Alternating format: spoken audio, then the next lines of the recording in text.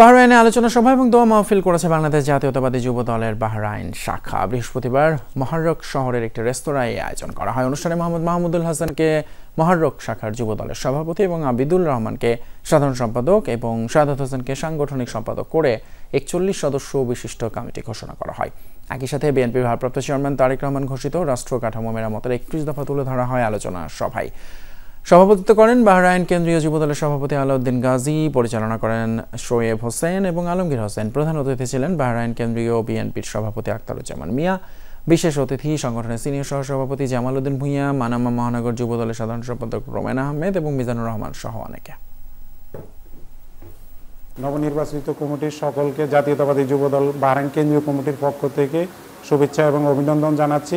আজকে আমাকে যে মহারকের যুবদলের সভাপতি বানানো হয়েছে, বাহরাইনের কেন্দ্রীয় কমিটিকে আমি ধন্যবাদ এবং কৃতজ্ঞতা জানাই এবং আমি যেন আমার এই দায়িত্বটাকে সহি সালামতে যেন করতে পারি। জাতীয়তাবাদী যুবদলের শাখা কমিটি মহারক শাখা কমিটির সকল নেতৃবৃন্দকে অসংখ্য ধন্যবাদ জানাই।